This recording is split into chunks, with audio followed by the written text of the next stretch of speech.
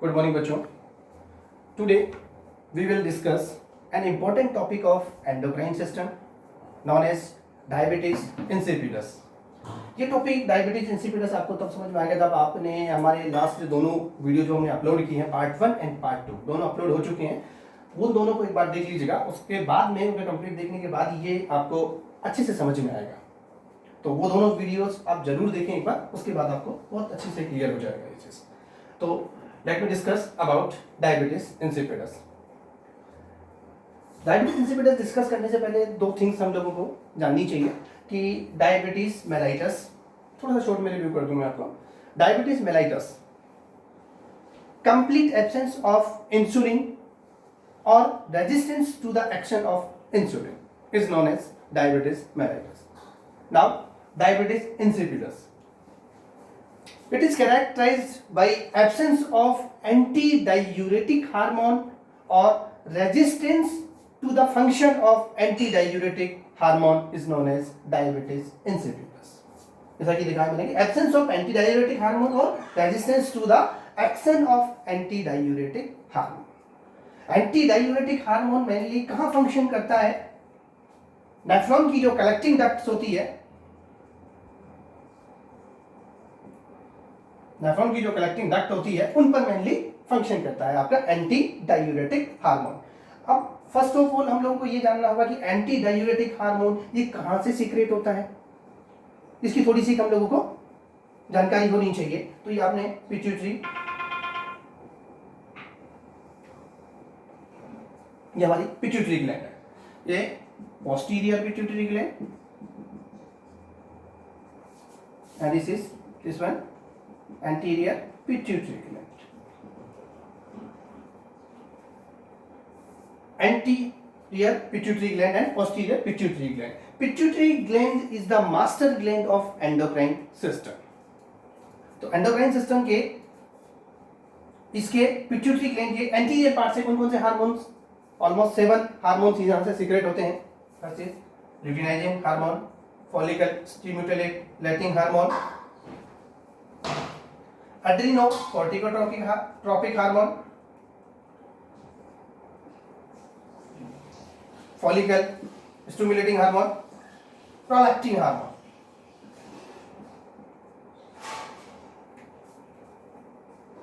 ये हार्मोन्स कहां से, ये हमारे ज्यादा इंपॉर्टेंट का नहीं है. मेनली हमारे पोस्टीरियर पिट्यूटरी ग्लैंड से कौन से हार्मोन सीक्रेट होते हैं वो हमारे लिए इंपॉर्टेंट है. ये जस्ट आपकी नॉलेज के लिए कि यहाँ से ल्यूटिनाइजिंग हार्मोन, एंटीरियर पार्ट की बात कर रहा हूँ कि ल्यूटिनाइजिंग हार्मोन सीक्रेट होता है, फॉलिकल स्टिमुलेटिंग हार्मोन सीक्रेट होता है, एड्रीनोकोर्टिकोट्रोपिक हार्मोन और प्रोलैक्टिन हार्मोन भी यहाँ से सीक्रेट होता है, मेलेनोसाइट स्टिमुलेटिंग हार्मोन भी यहाँ से सीक्रेट होता है, और आपकी जो थायराइड ग्लैंड होती है उसको स्टिमुलेट करने के लिए थायराइड स्टिमुलेटिंग हार्मोन भी यहाँ से आपका सीक्रेट होता है. ये सारे हार्मोन्स कहाँ से सीक्रेट होते हैं? एंटीरियर पिट्यूटरी ग्लैंड से सीक्रेट होता है. अब posterior pituitary gland, posterior pituitary gland doesn't has any cell body.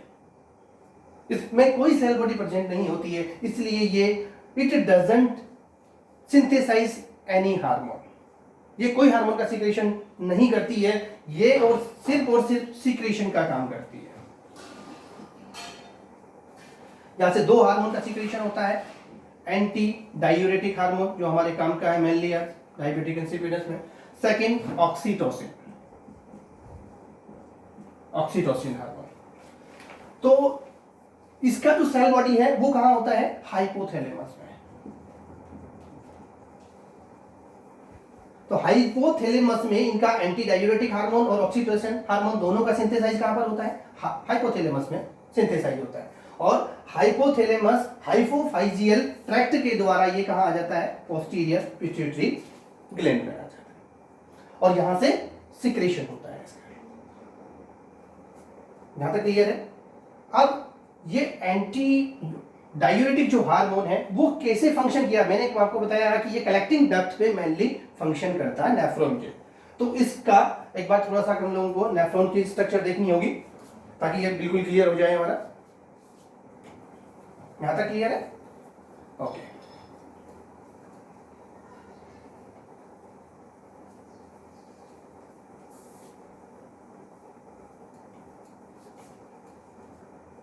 यहाँ एक हाइपोथेटिकल डायग्राम में बना रहा हूं आपको. ये होता है नेफ्रॉन्स का आपका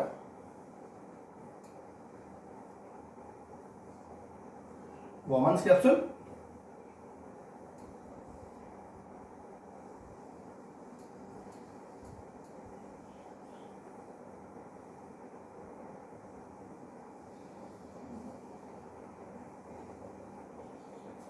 Bowman's capsule, PCT, proximal convoluted tubules, loop of Henle या इसको बोलते हैं हम लोग हेयरपिन बेंट। ये हो गई आपकी डीसीटी, डिस्टल कन्वोल्यूटेड ट्यूब्यूल्स, और ये हो गई आपकी collecting ducts. Mainly in collecting ducts पे काम करता है आपका एंटी डायूरेटिक हार्मोन। जैसा कि आपको नाम से ही पता है एंटी डायूरेटिक हार्मोन, ये डायूरेसिस नहीं होने देता है, इसका दूसरा नाम बोलते हैं हम vasopressin. It constrict the vessels, इसलिए इसको कहा जाता है vasopressin hormone, right. Vasopressin hormone के नाम से इसको जाना जाता है क्योंकि ये वेसल्स को क्या करवाता है, कॉन्स्ट्रिक्ट करवाने का काम करवाता है, इसीलिए इसको जाना जाता है vasopressin, also known as vasopressin hormone. अब कलेक्टिंग डक्ट्स पे कैसे काम करता है, कलेक्टिंग डक्ट्स पे इसका एंटी डायूरेटिक हार्मोन का फंक्शन क्या है, ये क्या करवाता है, यहां पर रीएब्जॉर्प्शन ऑफ वाटर, वाटर का क्या करवाता है, रीएब्जॉर्प्शन करवाता है।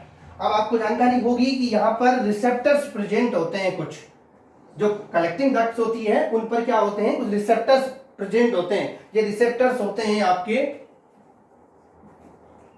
मेनली 3 टाइप के रिसेप्टर्स यहां प्रेजेंट होते हैं, V1 receptor, V2 receptors and V3 receptors present होते हैं। ये यहां पर प्रेजेंट होते हैं, यहां पर प्रेजेंट होता है ये V2 रिसेप्टर। ये V2 रिसेप्टर क्या काम करवाता है, वाटर का रीअब्जॉर्प्शन करवाता है। द मेन फंक्शन कहां है इसका, कलेक्टिंग डक्ट्स पर इसका फंक्शन होता है। यहां पर ये आपके रिसेप्टर्स प्रेजेंट होते हैं, ये रिसेप्टर्स के द्वारा यहां इसका रीअब्जॉर्प्शन होता है, किसका, वाटर का। तो दो कंडीशन है, या तो आपका एंटी डायूरेटिक हार्मोन का कंप्लीटली एब्सेंस हो जाए, या यहां पर इसके प्रति यहां जो रिसेप्टर्स हैं ये आपके तभी काम करेंगे जब यहां एंटी डायूरेटिक हार्मोन होगा, तो इनमें यहां रेजिस्टेंस डेवलप हो जाए, तो आपका डायबिटीज इंसिपिडस होगा उस कंडीशन में, राइट। तो यहां तक कंप्लीट है। ये नेफ्रॉन की एक हाइपोथेटिकल डायग्राम है कि यहाँ ये वोमन कैप्सूल्स होता है, यहाँ प्रॉक्सिमल कन्वोल्यूटेड ट्यूब्यूल्स होती है, ये आपका लूप ऑफ हेनले होता है या इसको हेयरपिन बेंट बोलते हैं हम लोग, ये आपकी डिस्टल कन्वोल्यूटेड ट्यूब्यूल्स होती है, ये आपकी कलेक्टिंग डक्ट्स होती है, राइट। तो मेनली जो एंटी डायूरेटिक हार्मोन है उसका फंक्शन होता है आपका कलेक्टिंग डक्ट्स पर फंक्शन करता है, ये रीअब्जॉर्प्शन ऑफ वाटर करवाता है। यहाँ पर ये आपका V2 रिसेप्टर प्रेजेंट होता है, ये रिसेप्टर्स क्या काम करवाते हैं, वाटर का रीअब्जॉर्प्शन करवाते हैं। यहाँ तक शायद क्लियर होगा सब लोगों को। चलिए आगे चलते हैं।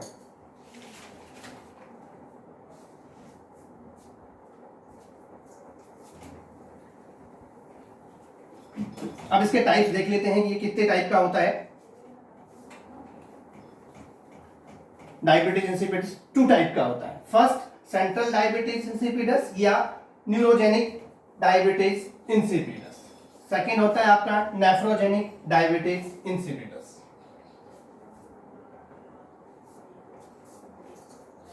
टाइप्स,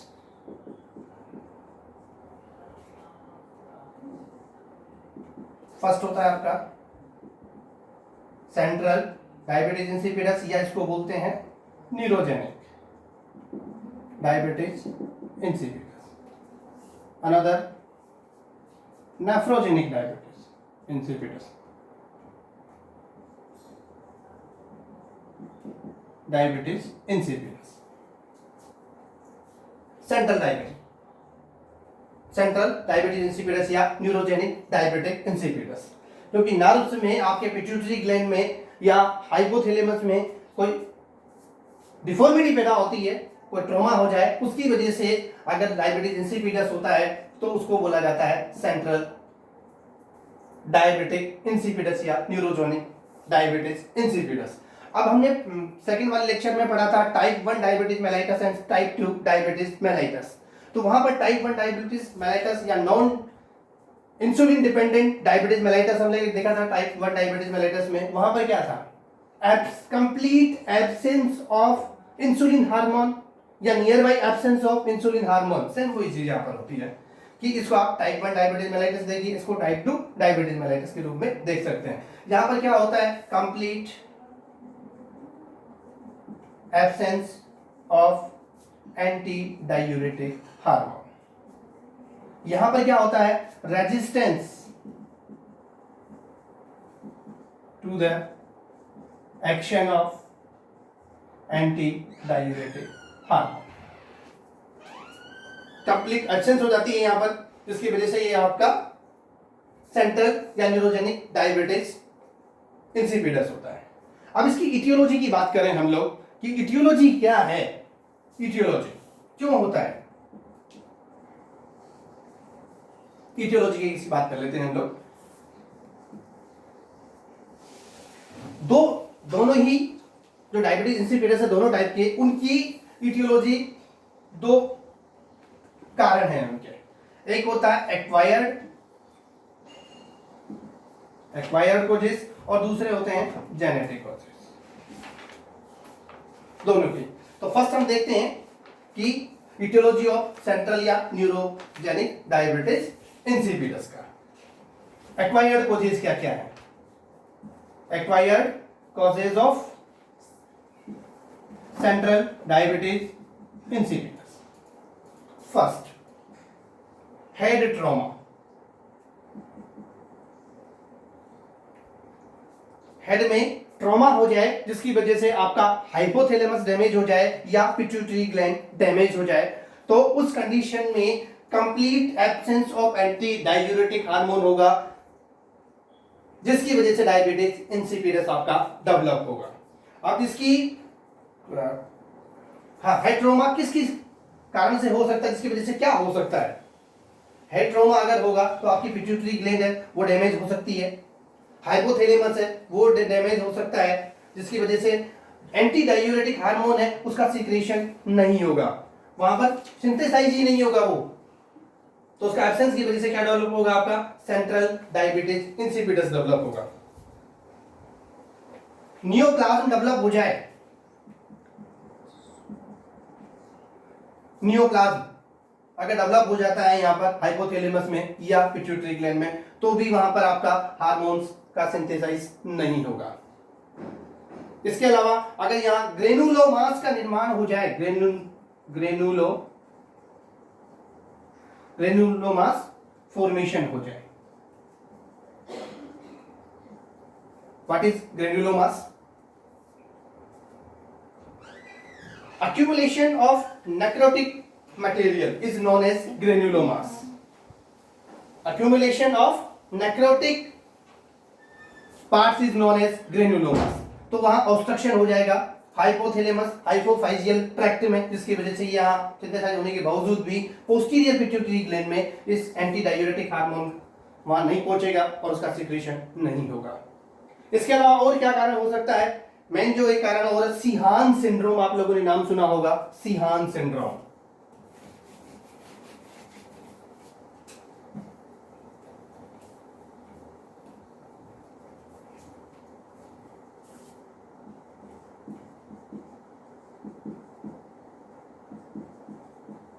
सीहान सिंड्रोम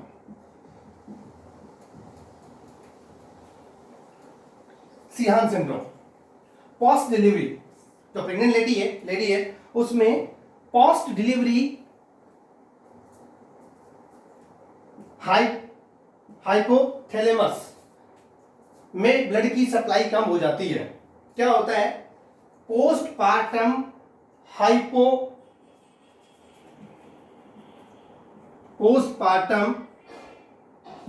हाइपोसीक्रेशन हो जाता है, वहां हाइपो टेंशन की स्थिति डेवलप होती है, पोस्टपार्टम हाइपोटेंशन की स्थिति डेवलप होती है, जिसकी वजह से वहां पर आपकी पिट्यूटरी ग्लैंड है उसको ब्लड की सप्लाई कुछ टाइम के लिए इंपेयर्ड हो जाती है, तो वहां पर इंफाक्शन हो जाता है। पिट्यूटरी ग्लैंड का क्या होता है, कंप्लीट इंफाक्शन हो जाता है, जिसकी वजह से वो क्या है, आपका एंटी डायूरेटिक हार्मोन का सिंथेसाइज नहीं कर पाती है। इसको जाना जाता है आपका सीहान सिंड्रोम के नाम से। तो ये इसके 3 कोज हैं। फर्स्ट, हेड ट्रॉमा की वजह से ये डेवलप हो सकता है। हेड ट्रॉमा में आप लोग नियोप्लाज्म की बात करी हम लोगों ने। सेकंड, हम लोगों ने भी ग्रेनुलोमास की बात करी। और थर्ड होती है आपकी वास्कुलर कंडीशन, वेसल्स की कंडीशन की बात करें हम लोग, तो वेसल्स की कंडीशन में क्या है, ये वेसल्स कंडीशन है आपकी सीहान सिंड्रोम। ये सीहान सिंड्रोम जो आएगा आपका वेस्कुलर कंडीशन में ही आएगा आपका ये सीहान सिंड्रोम। तो सीहान सिंड्रोम समझ में आ गया कि प्रेग्नेंट लेडी में डिलीवरी के बाद में पोस्ट पार्टम हाइपो टेंशन की स्थिति डेवलप होती है, जिसकी वजह से ब्लड का सर्कुलेशन पिट्यूटरी ग्लैंड पर नहीं हो पाता है, इंपेयर्ड हो जाता है, जिसकी वजह से कंप्लीट इंफेक्शन हो जाता है आपका पिट्यूटरी ग्लैंड का, जिसकी वजह से एंटी डायूरेटिक हार्मोन का सीक्रेशन नहीं हो पाता है। राइट, ये हो गए इसके आपके एक्वायर्ड कोजेस। अब देखते हैं हम लोग इसके जेनेटिक कोजेस की बात करते हैं।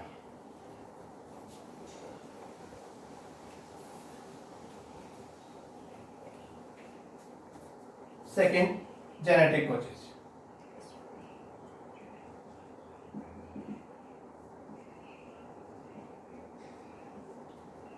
जेनेटिक कोजेस में आपका जीन म्यूटेशन हो जाए,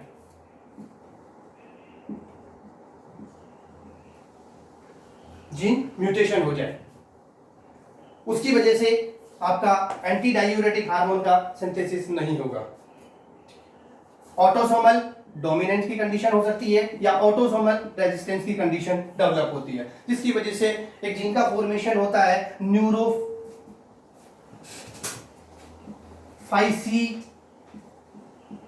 फाइसिन जीन का निर्माण हो जाता है, इससे यहाँ म्यूटेशन हो जाता है और उसके प्रति क्या होता है, यहाँ पर फिर ये एंटी डायूरेटिक हार्मोन का सीक्रेशन नहीं होता है इसकी वजह से। तो यहाँ मेनली म्यूटेशन की वजह से एंटी डायूरेटिक, यहाँ पर क्या होगा, एंटी डायूरेटिक हार्मोन का सिंथेसिस नहीं होगा। तो दो इसके मेन कोज हैं, first acquired causes, second genetic causes. उसमें भी आपका जेनेटिक कोजेस में आपका ये दोनों चीज आपको देखनी होगी, ऑटोसोमल डोमिनेंस डेवलप हो जाए या ऑटोसोमल रेजिस्टेंस डेवलप हो जाए, जिसकी वजह से क्या होगा, न्यूरोफाइसिन जीन का निर्माण होता है, म्यूटेशन होता है, जिससे एंटी डायूरेटिक हार्मोन का सिंथेसाइज नहीं हो पाता है। अब सेकंड देखते हैं, ये हो गया आपका सेंट्रल या न्यूरोजेनिक डायबिटिक इंसिपिडस। अब सेकंड देखते हैं हम नेफ्रोजेनिक।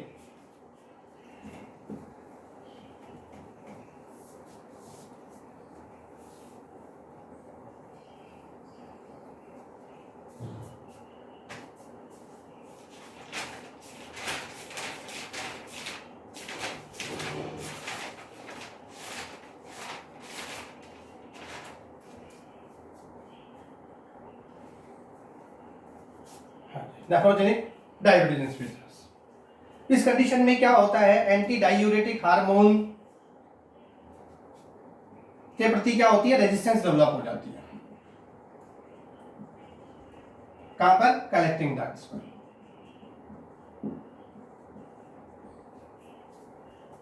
तो फर्स्ट इसके जो कोजेज है वो acquired causes, acquired causes. Acquired causes में सबसे पहले आपका आएगा कुछ ड्रग्स जो यहां पर रेजिस्टेंस डेवलप करवाती है। फर्स्ट है आपकी लिथियम टैबलेट, लिथियम जो कि बाइपोलर डिसऑर्डर में हम यूज करते हैं। फर्स्ट ड्रग है आपकी लिथियम। लिथियम के अलावा सेकंड आपकी आएगी इसमें मिथॉक्सीफ्लूरिन, सेकंड आपकी मिथॉक्सीफ्लूरिन। मिथॉक्सीफ्लूरिन क्या है, इनहेलेशनल एनेस्थीसिया के लिए यूज की जाती है। मिथॉक्सीफ्लूरिन यूज की जाती है इनहेलेशनल एनेस्थेटिक ड्रग है, इनहेलेशनल एनेस्थेटिक ड्रग है। तो फर्स्ट आपकी लिथियम जो बाइपोलर डिसऑर्डर में भी हम लोग यूज करते हैं, और सेकंड आपकी मिथॉक्सीफ्लूरिन जो इनहेलेशनल एनेस्थीसिया के रूप में हम लोग यूज करते हैं।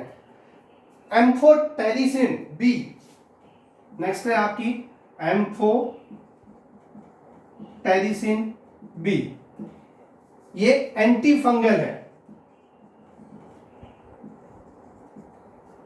ये एंटी फंगल है जो क्या करती है, यहां पर आपकी जो कलेक्टिंग डक्ट्स है वो कलेक्टिंग डक्ट पर क्या करती है, वो रेजिस्टेंस डेवलप करवा देती है इसके प्रति, एंटी डायूरेटिक हार्मोन के प्रति क्या करवा देती है, वहां पर रेजिस्टेंस डेवलप करवाती है, कलेक्टिंग डक्ट्स को क्या करती है, डैमेज करने का काम करती है, और पेशेंट किस पर लैंड अप हो जाता है, डायबिटीज इंसिपिडस पर लैंड अप हो जाता है।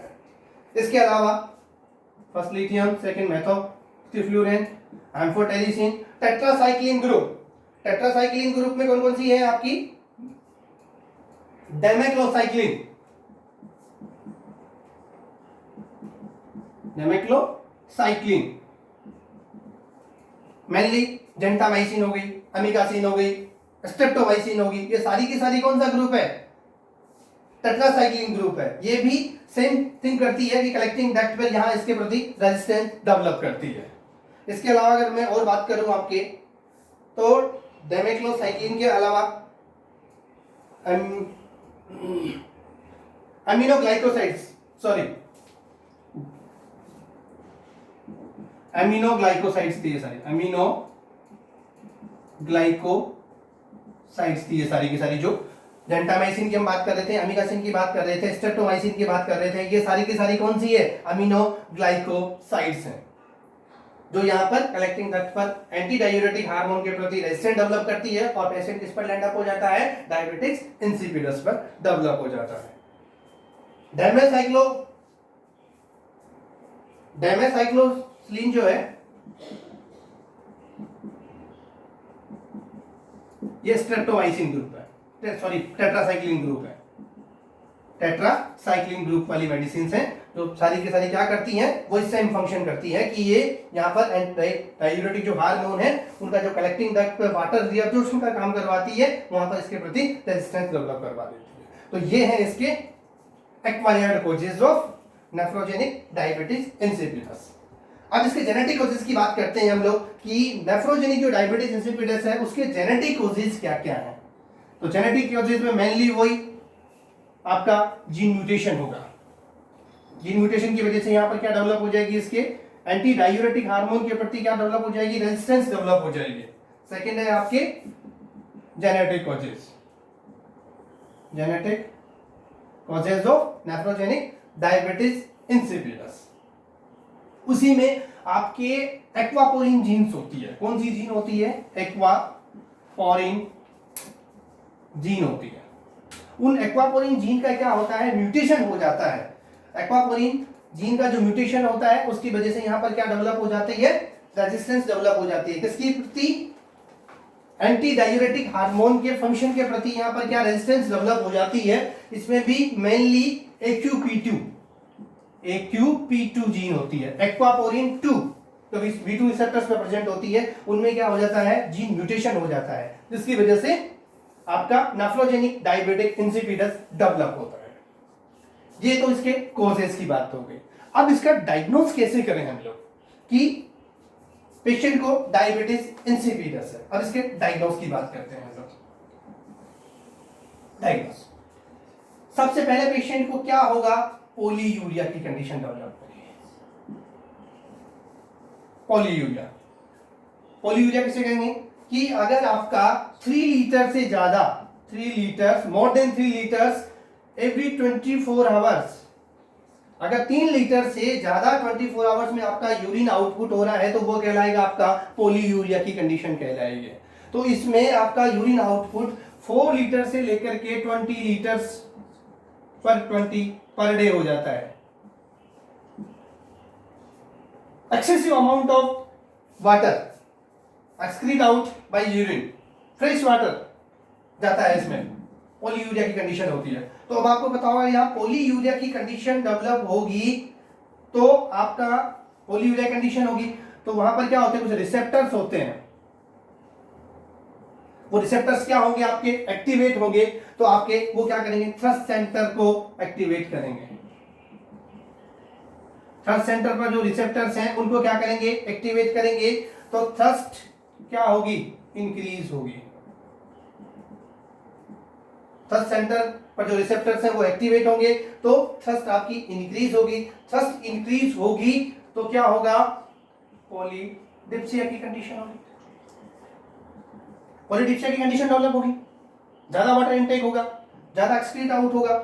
तो अगर दो क्लिनिकल फीचर्स, ये देखिए मेनली आपको दो चीजों, पहले पॉलीयूरिया की कंडीशन डेवलप हुई, फिर पॉलीडिप्सिया की कंडीशन डेवलप होगी। फ्रेश वाटर का एक्सक्रीट आउट हो रहा है कंटिन्यूअसली, तो आपको उस कंडीशन में क्या देखने को मिलेगा, तो सीरम ऑस्मोलैरिटी है, ऑस्मोलैरिटी वो क्या होगी, इंक्रीज होगी। सीरम ऑस्मोलैरिटी इंक्रीज होगी क्योंकि फ्रेश वाटर एक्सक्रीट आउट हो रहा है, कंटेंट्स नहीं जा रहे हैं उसमें, सोल्यूट नहीं जा रहे हैं आपके, ओनली फ्रेश वाटर का फ्रीक्वेंटली एक्सक्रीट आउट हो रहा है, तो सीरम ऑस्मोलैरिटी इंक्रीज होगी आपकी। नॉर्मली सीरम ऑस्मोलैरिटी कितनी होती है, 285 normal serum osmolarity 285 to 295 milliosmole पर लीटर होती है। नॉर्मल रेंज क्या होती है इसकी, 285 से 295 मिलीऑस्मोल पर लीटर होती है इसकी। तो ये क्या होती है, इंक्रीज हो जाती है। अब आप देखिएगा कि सीरम ऑस्मोलैरिटी इंक्रीज हो रही है और पॉलीयूरिया की कंडीशन, पॉलीयूरिया में कौन सा जा रहा है, फ्रेश वाटर जा रहा है, न कि आपका सोल्यूट हो रहा है। तो इस कंडीशन में क्या होगी, यूरिन की जो ऑस्मोलैरिटी है, यूरिन ऑस्मोलैरिटी वो क्या होगी, डिक्रीज होगी। यूरिन ऑस्मोलैरिटी क्या हो जाएगी, डिक्रीज हो जाएगी। एनिमल कोई बताएगा कि नॉर्मल यूरिन ऑस्मोलैरिटी कितनी होती है, 300 टू 1000 मिलीऑस्मोल पर लीटर होती है, 300 टू 1000 मिलीऑस्मोल पर लीटर होती है। तो यूरिन की ऑस्मोलैरिटी क्या होगी, डिक्रीज्ड हो जाती है, एंड सीरम ऑस्मोलैरिटी इंक्रीज्ड हो जाती है। तो इसके आधार पर आप इसको डायग्नोज कर सकते हैं। और भी अगर आप देखें तो हाइपर नाइट्रीमिया डेवलप होगा। नॉर्मल सोडियम लेवल क्या होगा, इंक्रीज होगा। नॉर्मल जो सोडियम का लेवल होता है हमारे ब्लड में वो होता है 135 to 145 milliequivalent per litre होता है, राइट। 135 से 145 मिली इक्विवेलेंट पर लीटर होता है, ठीक है। प्रिंसिपल कैटाइन ऑफ सीरम होता है हमारा सोडियम। तो इसका रेंज अगर आप देखेंगे, हाइपर नाइट्रीमिया कंडीशन डेवलप हो रही है तो more than 145 milliequivalent per litre आपको देखने को मिलेगा। तो इन चारों के आधार पर हम ये डायग्नोस कर सकते हैं कि इसको पेशेंट को क्या है, डायबिटीज इंसिपिडस। अब एक क्वेश्चन मैं आपसे पूछना चाहूंगा कि एक पेशेंट है, वो पॉलीयूरिया की कंडीशन है, उसमें एक पेशेंट है, उसमें क्वेश्चन क्या आपसे मैंने पूछेगा, थोड़ा सा यहां से घुमा के क्वेश्चन पूछेगा आपसे क्या, कि एक पेशेंट है उसको पॉलीयूरिया की कंडीशन है, तो आप कैसे आइडेंटिफाई करेंगे उसमें कि उसको डायबिटीज इंसिपिडस है या डायबिटीज मेलाइटस है। हाउ यू आइडेंटिफाई कि पेशेंट डायबिटीज इंसिपिडस का है या डायबिटीज मेलाइटस का है, कैसे आइडेंटिफाई करेंगे आप लोग। तो आपने चीज ध्यान दी होगी, जब लास्ट लेक्चर में हम लोगों ने पढ़ाया था डायबिटीज मेलाइटस, तो उसमें कहा था हम लोगों की पॉलीयूरिया की कंडीशन वहां डेवलप होती है, बट वहां पर शुगर का लॉस भी होता है, आपका सोल्यूट भी जाता है साथ में। तो वहां पर आपकी जो यूरिन की ऑस्मोलैरिटी है वो लेस देन 300, डायबिटीज इन मेलाइटस की कंडीशन में जो यूरिन की ऑस्मोलैरिटी है वो होगी लेस देन 300 मिलीऑस्मोल पर लीटर, जबकि in the condition of diabetes insipidus it is more than 300 milliosmole पर लीटर होती है। तो यूरिन की ऑस्मोलैरिटी के आधार पर हम आइडेंटिफाई कर सकते हैं कि इसको पेशेंट को डायबिटीज इंसिपिडस है या डायबिटीज मेलाइटस है। क्लियर है यहां तक स्थिति, इस आधार पर हम लोग इसका डायग्नोस कर सकते हैं पेशेंट का कि इसको डायबिटीज इंसिपिडस है। आगे बढ़े, गुड। अब इसके ट्रीटमेंट की बात करते हैं।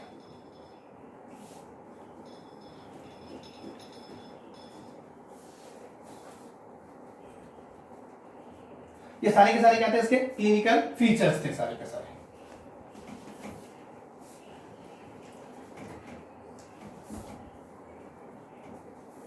सॉरी नॉट डायग्नोसिस, ये सारे के सारे क्या थे, क्लिनिकल फीचर्स थे इसके सारे के सारे। अब डायग्नोस की बात करते हैं हम लोग, इसका डायग्नोस कैसे करें, क्या क्या टेस्ट इसके लिए करना पड़ेगा आप लोगों को। तो फर्स्ट सबसे पहले तो आप देख लीजिएगा कि water restriction test, water restriction test किया जाता है। इसके लिए कौन सा टेस्ट किया जाता है, वाटर रेस्ट्रिक्शन टेस्ट इसके लिए किया जाता है, या फ्लूइड रेप्रीवेशन टेस्ट इसको मैं बोलूं, वाटर रेस्ट्रिक्शन टेस्ट या फ्लूइड रेप्रीवेशन टेस्ट की बात। फर्स्ट तो ये हो गई। दूसरी चीज, सीरम की ऑस्मोलैरिटी क्या होगी, इंक्रीज्ड होगी। थर्ड, यूरिन ऑस्मोलैरिटी डिक्रीज्ड होगी। नंबर 4, हाइपोनेट्रीमिया, हाइपरनेट्रीमिया की कंडीशन डेवलप होगी। अगर ये सारी कंडीशन प्रेजेंट है तो ये कंफर्म हो जाएगा कि ये डायबिटीज इंसिपिडस है। तो इसके आधार पर हम इसका डायग्नोस कर सकते हैं। Let's we discuss about treatment.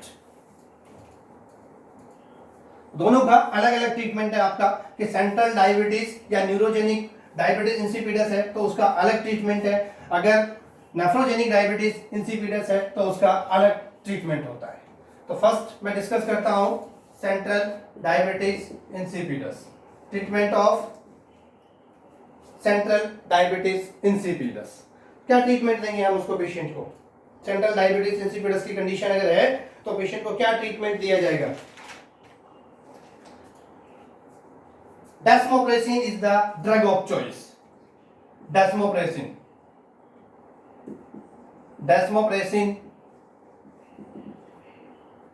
is the drug of choice in the treatment of central diabetes insipidus. अब डेस्मोप्रेसिन आपके नेजल फॉर्मुलेशन में भी अवेलेबल होती है, दो फॉर्मुलेशन में अवेलेबल है, नेजल फॉर्मुलेशन में भी अवेलेबल है और आपके ऑरल फॉर्मुलेशन में भी अवेलेबल होती है। दोनों फॉर्मुलेशन में अवेलेबल है, दोनों फॉर्म में, जो आप चॉइसेस अकॉर्डिंग आप दे सकते हैं डेस्मोप्रेसिन।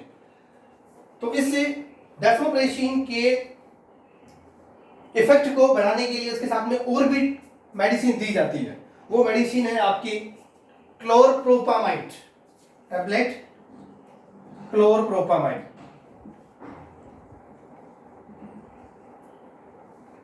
Tablet chlorpropamide. और एक टैबलेट और होती है कार्बामेजापिन, टैबलेट कार्बामेजापिन, सीबीजेड, जो हम साइकियाट्रिक में भी यूज करते हैं। तो ये tablet desmopressin drug of choice है। इसमें किसमें, सेंट्रल डायबिटीज ऑफ इंसिपिडस में ये नेजल फॉर्मुलेशन में और ओरल फॉर्मुलेशन दोनों रूप में अवेलेबल होती है। सेकंड टैबलेट है आपकी क्लोरप्रोपामाइड और साथ में टैबलेट कार्बामेजापिन आप यूज कर सकते हैं इस कंडीशन में। राइट, ये इसका ट्रीटमेंट है आपका।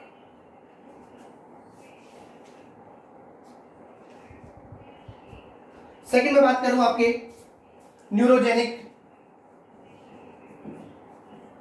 डायबिटीज इंसिपिडस के ट्रीटमेंट की, treatment of neurogenic diabetes insipidus. तो क्या ट्रीटमेंट होगा न्यूरोजेनिक डायबिटीज इंसिपिडस में, मेनली किसकी वजह से हो रहा है कि वहां पर रेजिस्टेंस डेवलप हो रही है, कहां पर कलेक्टिंग डक्ट्स पे एंटी डायूरेटिक हार्मोन फंक्शन नहीं कर रहा, उसके प्रति रेजिस्टेंस डेवलप हो रही है। तो उसके लिए हम क्या करेंगे, कौन सी टैबलेट्स यूज करते हैं हम लोग, थाइजाइड डायूरेटिक्स यूज करते हैं, थाइजाइड डायूरेटिक्स यूज करते हैं। पोटेशियम स्पेरिंग डायूरेटिक्स, थाइजाइड डायूरेटिक्स और पोटेशियम स्पेरिंग डायूरेटिक्स यहां पर यूज की जाती है।